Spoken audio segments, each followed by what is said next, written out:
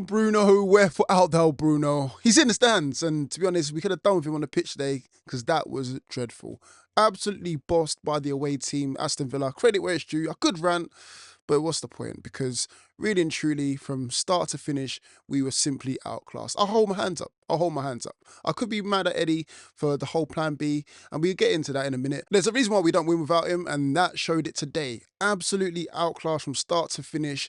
No bite in the centre midfield, no real creativity, no willing to die for the badge. It was just flat. Not gonna lie though, we started strong, and if that Tonali chance went in, oh my god, it would have been a goal of the season contender. And Villa got their groove back like Stella, and they started popping it about, and boy, that Buendia chance, oh my god, they popped us off the park. Credit where it's due, great finish, and then that was all she wrote, pretty much. Rissa was off it today once again. I don't know, can he only manage one game in a week?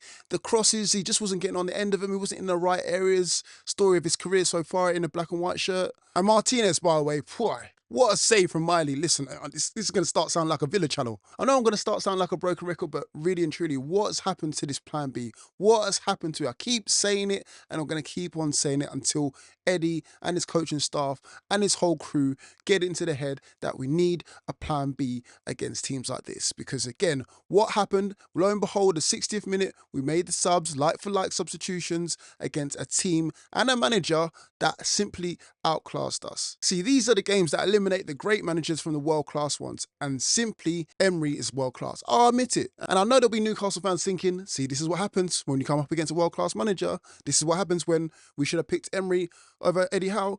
And I can't fault him at that. Listen, Eddie Howe's brought us some great, fantastic memories. Obviously, he's got us into the Champions League twice. He's won us the Carabao Cup. But can he kick us onto that next level? This is what I've been saying. And at moments like this, when you're fighting up against a low block, a team that wants to counter-attack, and it will be dangerous on the counter-attack, because again, it could have been more. Aston Villa must be proud as punch right now. Away game, 2-0, clean sheet, 3 points on the road.